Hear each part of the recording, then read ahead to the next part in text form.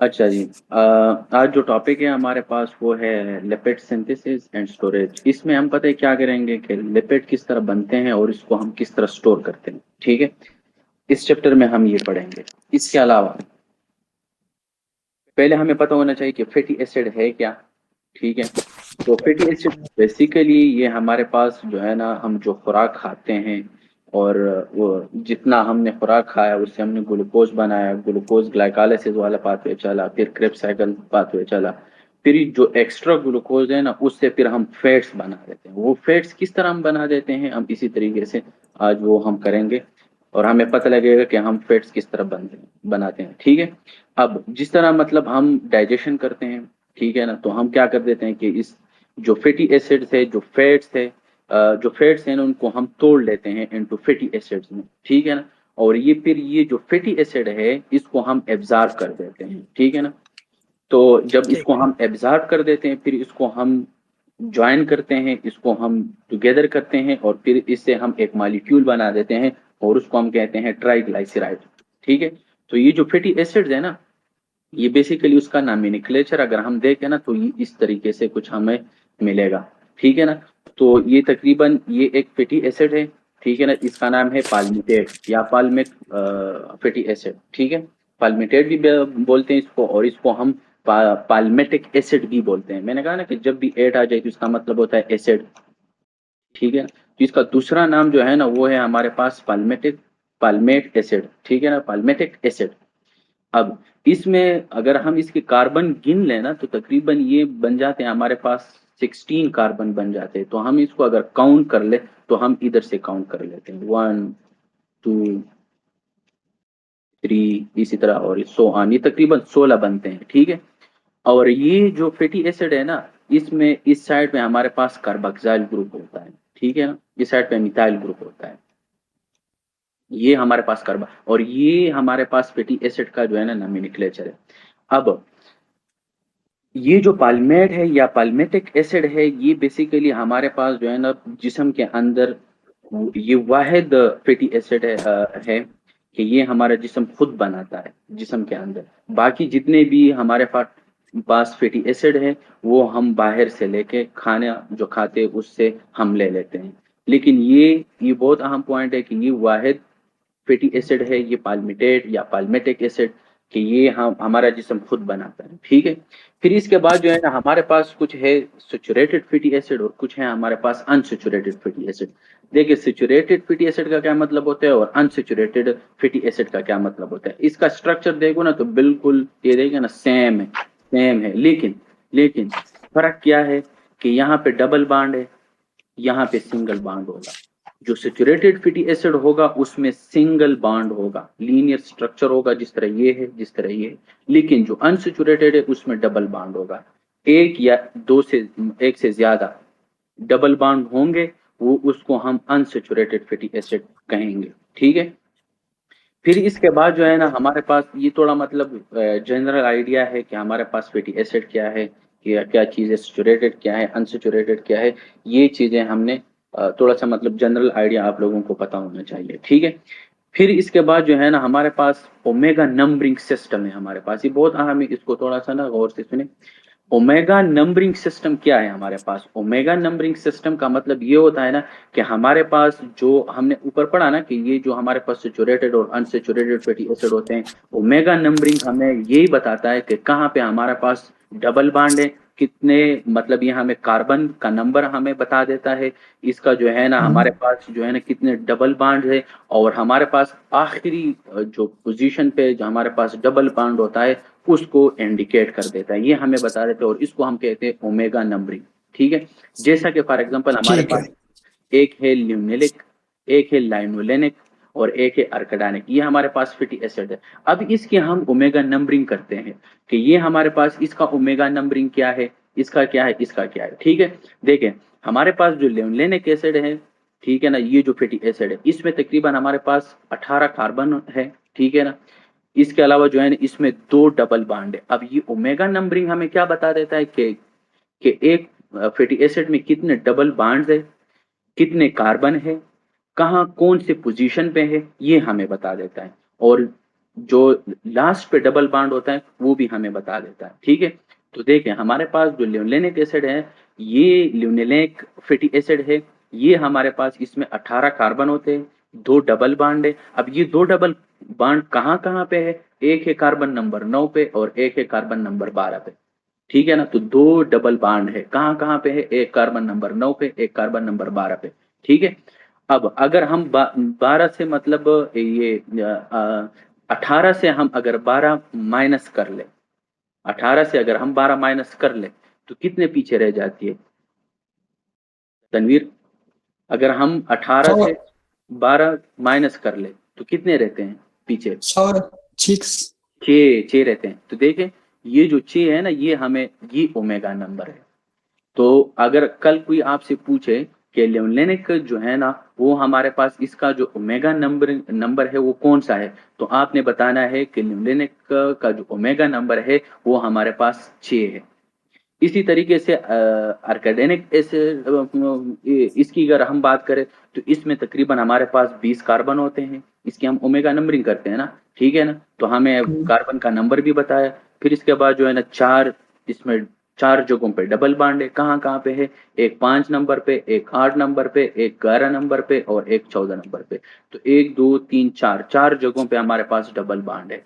अब इस से ये कार्बन नंबर 20 है, ये जो लास्ट, जहां पे लास्ट पे डबल बॉन्ड होगा वो हम इससे माइनस करेंगे।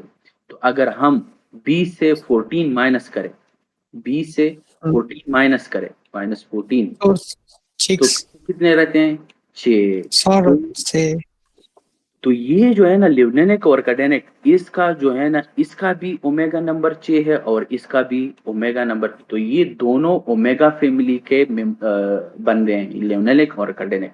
तो देखिए कहने का मकसद क्या है, मैं इस पे क्यों मतलब मैंने इतना टाइम लगाया कि ओमेगा नंबरिंग जो है ना, ये हमें हमें बता देता है कि कहाँ पे कितने कार्बन है, कहाँ पे डबल बॉन्ड है, कितने डबल बॉन्ड है, कहाँ कहाँ पे डबल बॉन्ड है, ये हमें बता देता है। ठीक है, लेकिन इससे जो ओमेगा फैटी एसिड्स है ना, ये, हाँ ओमेगा फैटी एसिड, ये बेसिकली हमारे पास, ये उसका होना जरूरी है हमारे जिस्म में। क्यों? क्योंकि ये हमारे पास जो रिस्क फैक्टर है ना, जैसे कि कार्डियोवास्कुलर डिजीज हम पढ़ेंगे पैथोलॉजी में, तो ये हमारे पास जितने भी कार्डियोवास्कुलर डिजीज है, आर्थरोस्क्लेरोसिस वगैरह, हमारे पास कुछ ऐसे फैटी एसिड्स हैं कि वो हमारे पास आर्थरोस्क्लेरोसिस करवा देता है, कार्डियोवास्कुलर डिजीज करवा देता है। तो इसमें जो है ना हमारे पास इसका होना जरूरी है। अब ये ओमेगा जो है ना, अब बेसिकली हमारे पास कुछ है ओमेगा 3, आप लोगों ने नाम सुना होगा, ओमेगा 6 है। ठीक है ना, बहुत सारे हैं। तो ये जो ओमेगा 3 है और ये जो ओमेगा 6 है, ये फैटी एसिड, इसका होना जरूरी है। अब ओमेगा 3 जो है ना, ये हमारे पास क्यों? क्योंकि हम इसको डाइट से ले लेते हैं। अब ये हम कौन कौन सी चीजों में ये ओमेगा 3 जो है ना, ये हमारे पास अवेलेबल होता है। जैसा कि फॉर एग्जांपल हमारे पास कुछ फिश है, कोल्ड वाटर फिश, उसमें ओमेगा 3 होता है। तो अगर कोई बंदा वो चीज खाता है तो इसका मतलब ये है कि उसमें ओमेगा 3 है। ओमेगा 3 हमारे पास जितने भी कार्डियोवास्कुलर डिजीज है उसको डिक्रीज कर देता है, यानी रिस्क को जो है ना वो कम कर देता है। ठीक है, तो इसका होना जरूरी है। इसके अलावा जो है ना, ये ओमेगा 3 हमारे पास और कहाँ कहाँ पे हैं? हमारे पास है वालनट्स, जितने भी वालनट्स थे उसमें ओमेगा 3 है। ये आप वालनट का तो पता है, वालनट हो गया, तब मेरे ख्याल से बादाम में भी आई थिंक है। ठीक है ना, तो बहुत सारी चीजें कि उसमें ओमेगा 3 है। फिश है, फिश में ओमेगा 3 है। इसलिए हम कहते हैं ना कि जब किसी को अथेरोस्क्लेरोसिस होता है या कार्डियोवास्कुलर डिजीज है, तो उसको हम कहते हैं कि यार आप जो है ना, या फिश का जो है ना ऑयल इस्तेमाल करें या फिश यूज किया करें, ताकि आपका जो मजीद आपका ये मसला खराब ना हो जाए। तो इसलिए हम ये इनको यूज करें। तो ओमेगा नंबरिंग ये बहुत अहम है, कहाँ कहाँ पे क्या कौन सी चीज है, ये बहुत अहम चीजें थी, तो हमने एक्सप्लेन किया। अब जो है ना हमारे पास, देखें इसके अलावा जो है ना, हम आगे चलते हैं मेन टॉपिक की तरफ, वो है फैटी एसिड बायोसिंथेसिस। ये बहुत अहम है, लेकिन इससे पहले हमें पता होना चाहिए कि हम लिपिड को किस तरह डाइजेस्ट कर देते हैं। ठीक है, अब जितना मतलब हम फैटी मील्स खाते हैं जिसमें फैट्स मौजूद हो, फैटी मील जिसको बोलते हैं, यानी ये जो फैट मील्स है ना, इसमें हमारे पास क्या क्या चीजें मौजूद होती हैं। हमारे पास ग्राम लेवल पे हमारे पास ट्राइग्लाइसराइड मौजूद होता है। अब ट्राइग्लाइसराइड है क्या, आगे हम पढ़ेंगे कि इसमें एक ग्लाइसरोल होता है और 3 फैटी एसिड होते हैं। फैटी एसिड ऑलरेडी हमने डिस्कस किया कि फैटी एसिड है क्या चीज, ठीक है। इस ट्राइग्लाइसराइड का क्या मतलब होता है कि ट्राई का मतलब होता है 3, ग्लाइसराइड का मतलब होता है कि हमारे पास इसमें एक ग्लाइसरोल होता है, 3 जो है ना वो फैटी एसिड होते हैं, इसको हम कहते हैं ट्राइग्लाइसराइड। अब जितना भी हाई फैट मील हम खाएं, उससे हम उसमें हमारे पास ग्राम लेवल पे ट्राइग्लाइसराइड होता है। अब ये जो ट्राइग्लाइसराइड ग्राम लेवल पे होता है, मिलीग्राम लेवल पे हमारे पास क्या होंगे, कोलेस्ट्रोल होंगे, जो कोलेस्ट्रोल एस्टर्स बोलते हैं। अभी कोलेस्ट्रोल की मेटाबॉलिज्म आगे हम पढ़ेंगे कि कोलेस्ट्रोल किस तरह बनता है, वो भी हम पढ़ेंगे इसी चैप्टर में, ठीक है ना, बिल्कुल लास्ट में हम इनको करेंगे। इसके अलावा अब ठीक जब है। ये खा लिया है, अब ये तो बड़े मतलब बड़े मॉलिक्यूल है। अब हम जीआईटी में जिस तरह जाते हैं इंटेस्टाइन में, तो हम जहाँ पे इंटेस्टाइन में ब्रश बॉर्डर होता है, फॉर एग्जांपल ये अगर ये देखे ना, ये इंटेस्टाइन है, तो हमने ये फैट मील खाया, इसमें हमारे पास ग्राम लेवल पे ट्राइग्लाइसराइड होता है, मिलीग्राम लेवल पे कोलेस्ट्रॉल एस्टर्स होते हैं, ये बड़े बड़े, ये हम डायरेक्ट एब्जॉर्ब नहीं कर सकते। ये ब्रश बॉर्डर है ये वाला, जीआईटी का जो इंटेस्टाइन है ना उसके ब्रश बॉर्डर है। तो ये जो है ना, ये डायरेक्टली हम इनको एब्जॉर्ब नहीं कर सकते, इसको हम पहले तोड़ेंगे, फिर इसके बाद जो है ना हम इनको डाइजेस्ट कर देते हैं। जैसे कि फॉर एग्जांपल अगर हम ये जो क्या नाम है इसका, हमारे पास कुछ एंजाइम्स है पेंक्रियाज से आते हैं, जैसे कि हमारे पास पेंक्रियाटिक लाइपेज है, कोलिपेज है, कोलेस्ट्रोल एस्टरेज है। ये हमारे पास आके जितने भी हमारे पास जो ट्राइग्लाइसराइड है, कोलेस्ट्रोल है, इनको तोड़ लेता है, इनको छोटे छोटों में डिवाइड कर देते हैं। अब कोलेस्ट्रोल एस्टर है तो इसको कोलेस्ट्रोल में कोलेस्ट्रोल एस्टर को तोड़ेगा तो इससे हम कोलेस्ट्रोल बनाएंगे, और जैसे कोलेस्ट्रोल हमने बनाया तो इसको फिर हम एब्जॉर्ब कर देते हैं जीआईटी से। जीआईटी से हमने इसको एब्जॉर्ब किया तो इससे हम दोबारा यहाँ पे कोलेस्ट्रोल एस्टर बनाएंगे, ठीक है ना, और फिर जाके हमारे पास इसको फिर हम ट्रांसपोर्ट कर देते हैं टिश्यू में। लेकिन उसमें हमारे पास एक काइलोमाइक्रोन, एक वो होती है ना शॉपिंग बैग होती है, एक पॉलीथीन होती है, उसमें हम इनको बंद कर देते हैं और लेके जाते हैं हम लीवर के पास लेके जाते हैं। और ये जो है ना फिर इसके बाद जो है ना डायपोस्टिक वो आगे आ रहे हैं, वहां पे हम एक्सप्लेन करेंगे। इसके अलावा जितने भी हमारे पास जो ट्राइग्लाइसराइड है उसको हम तोड़ लेते हैं, जिस तरह कोलेस्ट्रोल एस्टर को हमने तोड़ा, उससे कोलेस्ट्रोल बनाया, उसको हम एब्जॉर्ब किया, फिर से हमने दोबारा कोलेस्ट्रोल एस्टर बनाया और ट्रांसपोर्ट किया।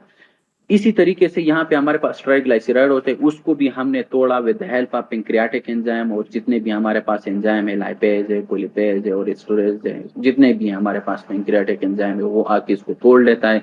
ट्राइग्लाइसराइड को हमने तोड़ा, इससे हमने फैटी एसिड बनाए, उनको हमने एब्जॉर्ब किया, दोबारा हमने वो जो है ना ट्राइग्लाइसराइड बनाया और उनको हमने जाके स्टोर किया। किस तरह स्टोर कर लेते हैं।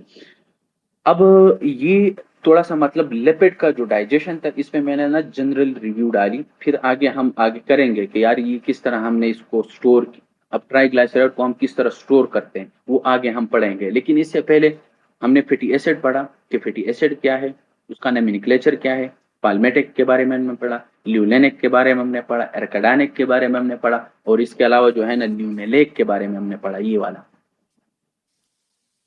इधर गया, ठीक है। ये इधर भाई। ये जो दो है ना, ये आप लोगों को पता होना चाहिए कि ये एसेंशियल फैटी एसिड्स है, सही है, एसेंशियल। ये एग्जाम का क्वेश्चन है, सही है, ये एसेंशियल फैटी एसिड्स है,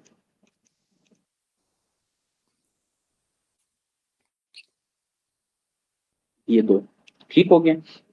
जिस तरह हमने ये ठीक हो पढ़ा गया ना भाई। कि ये हमारे पास फैटी एसिड, अब इसका जो हमने, और ये ऊपर हमने पढ़ा ना कि ये जो पाल्मिटेट है या पाल्मेट एसिड है, ये हमारा जिस्म खुद बनाता है। अब ये किस तरह बनाता है ये अब हम पढ़ेंगे यहाँ पे, ये मेन टॉपिक है, ठीक है ना। वही फैटी एसिड बायोसिंथेसिस, बायोसिंथेसिस का क्या मतलब है कि इसको हम किस तरीके से बनाते हैं, ठीक है। फिर ठीक इसके है। बाद जो है ना हमारे पास अब हम आते हैं, जैसे कि फॉर एग्जाम्पल हमने पढ़ा था पीछे ना कि हम खाना खा लेते हैं, उससे हम ग्लूकोज बना देते, ग्लूकोज ब्लड में आ जाते हैं, वो ग्लूकोज जो है ना हम फिर क्या करते हैं इसका, इससे हम ग्लाइकोलाइसिस वाला पाथवे चलाया, फिर इसके बाद क्रेब्स साइकिल वाला पाथवे चला आया, वो हमारे पास स्टोर हो गया। अब हमारे पास जो ज्यादा ग्लूकोज आ जाते हैं उससे फिर हम फैट्स बना देते हैं, इसलिए हम कहते हैं ना कि ज्यादा खाना ना खाओ तो फैट्स बन जाते हैं। वो यही वजह है कि अब जितना ज्यादा ग्लूकोज लेंगे, जितना ज्यादा खाना खाएंगे, उससे ग्लूकोज बनेगा, ब्लड में आएंगे, ग्लाइकोलाइसिस वाला पाथवे चलेगा, क्रेब्स साइकिल वाला पाथवे चलेगा, ये पाथवे सारे चलेंगे। फिर इसके बाद फिर हमारे पास फैट्स बन जाएंगे। वो फैट्स किस तरह बनते हैं वो अब हम पढ़ेंगे, क्योंकि वो एक्स्ट्रा चीजें हैं अब आ रही हैं, एक्स्ट्रा ग्लूकोज आ रहा है। अब वो इस एक्स्ट्रा ग्लूकोज का हमने क्या करना है, वो हमने ये करना है। देखे जैसे कि हमने पढ़ा ना कि वो एसिटाइल को ए है, ये एसिटाइल को एक हमने हम्म, पढ़ा था कि हमारे पास जो ग्लाइकोलाइसिस वाला पाथवे था, हमने पायरुवेट बनाया था, पायरुवेट से फिर हम ये हमने कहा था कि पायरुवेट जो है ना ये पायरुवेट डिहाइड्रोजिनेज एंजाइम आता है, इससे हम एसिटाइल को ए बनाते हैं और क्रेब्स साइकिल चलाते हैं। ये वो वाला है। तीसरे हैं वो एसिटाइल कोए और फिर इससे हम सिट्रेट और फिर ये सीन चलता है। ठीक है। अब इसके अलावा इस पायरुवेट से जो है ना हमने एक और भी चीज पढ़ा था कि पायरुवेट से हम ऑक्सिलो एसीटेट भी बनाए थे। ये वही क्रेब्स साइकिल वाला है, ये क्रेब्स साइकिल वाला है। ये याद आ रहा है जो क्रेब्स साइकिल हमने चलाया था कि एसिटाइल को ए और ऑक्सिलो एसीटेट ये आके हमारे पास दोनों मिलके सिट्रेट ठीक बना है। रहे थे और यहाँ पे एक एंजाइम काम कर रहा था, सिट्रेट सिंथेज, अगर याद हो। फिर हमने कहा था कि ये जो सिट्रेट है ये क्रेब्स साइकिल से बाहर निकलते हैं सिट्रेट शटल के थ्रू और ये जाके हमारे पास फैटी एसिड सिंथेसिस करवाता है। याद आ रहा है? तो ये वो वाला चीज है, मैंने कहा आगे मैं बताऊंगा। तो ये वो वाला चीज है कि देखिए वही ग्लाइकोलाइसिस वाला पाथवे चला, वही ग्लाइकोलाइसिस पायरुवेट बना है, पायरुवेट से फिर हमने एसिटाइल को ए बनाया, ये क्रेब ग्लाइकोलाइसिस वाला पाथवे, क्रेब साइकिल वाला पाथवे सारा चला, वो हो गया। अब एक्स्ट्रा ग्लूकोज है, इससे हम फैटी एसिड बना देते हैं। देख किस तरह बनाते हैं, अब हम ये इसको डिटेल में अब करेंगे। ठीक है। अब ये जो सिट्रेट है, सिट्रेट जो है ना, अब ये सिट्रेट शटल के थ्रू बाहर निकलेगा। ये माइटोकॉन्ड्रिया है, ठीक है ना, हम्म, ये साइटोप्लाज्म है। ठीक। अब ये साइटोप्लाज्म माइटोकॉन्ड्रिया से बाहर निकलेगा सिट्रेट शटल के थ्रू, ये एक दरवाजा है और ये दरवाजे से सिर्फ सिट्रेट ही बाहर जा सकता है, कोई और बंदा नहीं जा सकता है। ये सिर्फ सिट्रेट के लिए है, इसलिए इसका नाम भी हमने इस दरवाजे का नाम रख दिया है सिट्रेट शटल। सिट्रेट बनाया हमने। अब ये सिट्रेट जिस तरह हमने साइटोप्लाज्म में बाहर लेके आया, ठीक है, अब ये जाके हमारे पास एसिटाइल को ए कार्बोक्सिलेज इस एंजाइम को स्टिमुलेट कर देता है कि भाई साहब हम पीछे से आ रहे, तू अगर सो रहा है तू जाग जा, क्योंकि हम अब हमने फैटी एसिड बनाया, क्योंकि पीछे ग्लूकोज बहुत ज्यादा है। ठीक है। तो वो ग्लूकोज ज्यादा है तो इसलिए हम इससे फैटी एसिड बनाएंगे। तो ये इसको स्टिमुलेट कर देता है, फिर ये वाला पाथवे चलता है। इससे ऑक्सिलोएसिटेट दोबारा बाहर निकलता है और बाकी जो एसिटाइल को ए है वही वाला, ये वाला, ये इधर आके अंदर चला जाता है, ऑक्सिलोएसिटेट बाहर निकाला। ठीक है। क्योंकि ये जो ठीक है। एसिटाइल को ए है ना ये डायरेक्ट नहीं जा सकता है, इसलिए मैंने कहा है कि ये जो दरवाजा है कोई और इसे अंदर नहीं जा सकता है। अब हमने इस एसिटाइल को ए को अंदर लेके जाना है, लेकिन यहाँ पे एक ऐसा दरवाजा है कि वो सिर्फ सिट्रेट को अलाउ करता है, बाकी किसी चीज को अलाउ नहीं करता है। तो इसलिए एसिटाइल कोए और ऑक्सिलोएसिटेट दोनों मिलेंगे, इससे हम सिट्रेट बनाएंगे। ये सिट्रेट फिर इस दरवाजे से अंदर जा सकता है, जैसे अंदर गया इससे हमने ऑक्सिलोएसिटेट दोबारा बाहर निकाला और ये इस और वही एसिटाइल को ए हमने दोबारा यहाँ पे लेके आए। अब ये एसिटाइल को ए से हम CO2 जो है ना उसके इसके साथ हम ऐड करेंगे और इससे हम मिलोनाइल को ए बनाएंगे, लेकिन एंजाइम जो यूज होगा उसको हम कहेंगे एसिटाइल को ए कार्बोक्सिलेज, क्योंकि ये एसिटाइल को ए है, कार्बन डाइऑक्साइड हमने ऐड किया इसलिए इसका नाम हमने रख दिया एसिटाइल को ए कार्बोक्सिलेज। और इससे हमारे पास जो नतीजे में जो रिजल्ट में जो चीज बनी उसको हम कहते हैं मेलोनाइल को ए। अब ये वो हम्म, एंजाइम है जिससे जिसके लिए तीन चीजों का होना जरूरी है। एक चीज तो इन लोगों ने लिखी है, दो बल्कि लिखी है, एक चीज इन लोगों ने नहीं लिखी है, वो मैं लिख देता हूँ कि मैंने कहा था ना कि हमारे पास एक तीन ऐसे एंजाइम है कि इसके लिए ABC का होना जरूरी है। ABC। ए का मतलब होता है कि भाई साहब ATP, इसके लिए एटीपी का को फैक्टर होना जरूरी है। बी का मतलब है कि बायोटिन का होना जरूरी है, बायोटिन लिखा हुआ है। सी का मतलब होता है कि CO2 का होना जरूरी है। तो एक ये एंजाइम, इसके लिए भी ये तीन चीजें जरूरी है। और एक हमने पीछे पढ़ा था, अगर आप लोगों को याद हो, पायरवेट कार्बोक्सिलेज, जो हमने ग्लूकोन्यूजेनेसिस पाथवे में पढ़ा था, जिसको जो है ना मेटफॉर्मिन आके उनको इनहिबिट कर देते हैं, पीछे से लैक्टेट इंक्रीज हो जाती है। हमने कहा था कि इसी वजह से हम इस पेशेंट को, अगर फॉर एग्जांपल एक सीओपीडी वाला पेशेंट है, तो उसको हम फिर मेटफॉर्मिन नहीं देंगे, क्योंकि ये जाके हमारे पास ग्लूकोन्यूजेनेसिस वाला पाथवे को इनहिबिट कर देते हैं, जो पायरुवेट कार्बोक्सिलेज है उसको इनहिबिट करेगा। उसके लिए भी एबीसी का होना जरूरी था, इसके लिए भी एबीसी का होना जरूरी है। ठीक है, तो दो एंजाइम ठीक हमने, एक लास्ट वाला रहता है वो आगे आ रहे, आगे हम करेंगे। ठीक है ना, तो दो एंजाइम हो गए, इसको आप लोगों ने जहन में रखना है। ठीक है ना, आगे मैं पूछूंगा कि हाँ वो कौन से एंजाइम थे जिसके लिए एबीसी का होना जरूरी है, तो आप लोगों को ये दो एंजाइम आप लोगों ने बताया, लास्ट वाला मैं बताऊंगा। ठीक है, तो ये तीन एंजाइम है पूरे मेटाबॉलिज्म में किसके लिए एबीसी का होना जरूरी है, ATP, biotin, carbon dioxide. Pyruvate carboxylase हमने पढ़ा, एसिटाइल को ए कार्बोक्सिलेज हमने पढ़ा, दो एंजाइम हो गए, लास्ट वाला रहता है वो आगे हम करेंगे। ठीक है, इसके अलावा जो एसिटाइल को ए है ना, ये तो सिट्रेट आके इनको स्टिमुलेट कर देता है, इंसुलिन आके इनको स्टिमुलेट कर देता है। ये तो कोफैक्टर है, सही है, इनको आप लोगों ने इसके साथ कंफ्यूज नहीं करना है, इसका होना जरूरी है, तो ये एंजाइम काम करेगा, ये कोफैक्टर है। जबकि इंसुलिन जो है ना और सिट्रेट इनको स्टिमुलेट कर देता है, इसको इनहिबिट कौन कर देता है, और ये इस फैटी एसिड मेटाबॉलिज्म का जो है ना रेट लिमिटिंग एंजाइम है, इसको इधर लिखो, ये रेट लिमिटिंग एंजाइम है। Rate limiting enzyme. ठीक हो गया, ये आप लोगों का पता होना चाहिए, क्योंकि रेट लिमिटिंग एंजाइम का हर एक का आप लोगों को पता होना चाहिए। ठीक है, हर एक पाथवे का, इनको इसको रटा लगाओ, ये रेट लिमिटिंग एंजाइम है। हमने कहा था ना कि रेट लिमिटिंग एंजाइम का मतलब ये होता है ना कि इसको कोई चीजें आके बस एक इसको रेगुलेट कर देते हैं, और इसकी हम जो है ना जो काम है उनको हम इंक्रीज और डिक्रीज कर सकते हैं, इसको कहते हैं रेट लिमिटिंग। अब इंसुलिन आके इनको स्टिमुलेट करता है, तो इसको हमने रेगुलेट किया, तो अब ये काम ज्यादा करेगा। लेकिन कोई एक और चीज है वो आके इसको इनहिबिट कर देता है, ये बुक में नहीं है मेरे ख्याल से, के है पता नहीं, वो है ग्लूकागान। ग्लूकागान रेट इसको लिमिट कर का देता है, इनहिबिट कर दिया वो ग्लूकागॉन। और सिट्रेट इनको स्टिमुलेट करेगा, ग्लूकागान इनको इनहिबिट करेगा। ठीक है, अब ठीक। मेलोनाइल को ए हमने बनाया, अब मेलोनाइल को ए से हम फैटी एसिड बनाएंगे, जिसको हम पाल्मिटेट कहेंगे या पाल्मेटिक एसिड कहेंगे।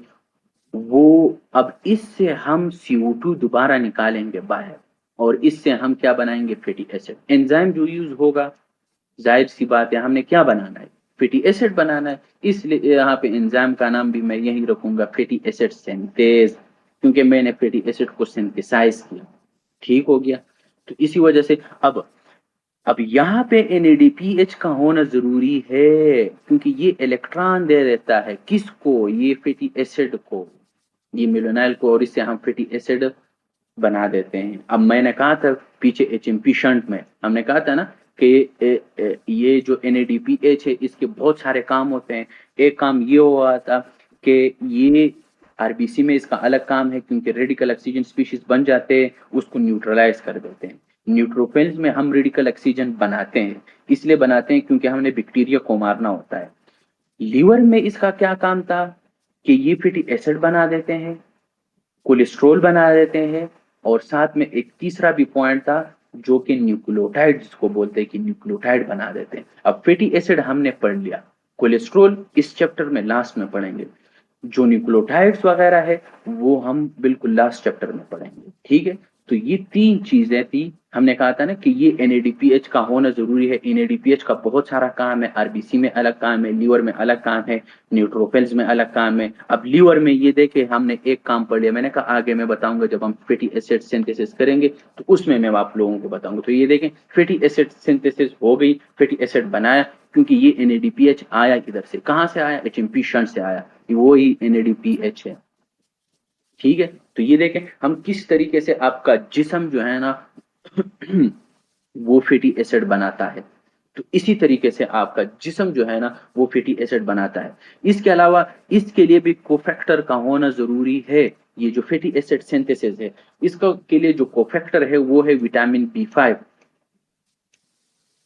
विटामिन B5, जिसको E5। पेंटाटोइक एसिड भी कहते हैं। क्या, पेंटाटोइक एसिड, पेंटाटोइक एसिड।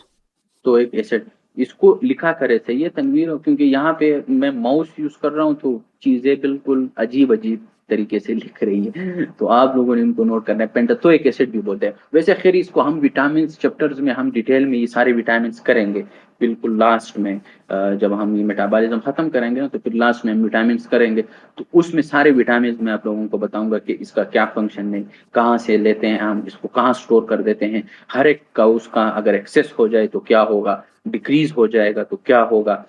मतलब एक्सेस में भी मसले हो सकते हैं और डिक्रीज में तो मसले होंगे ही होंगे।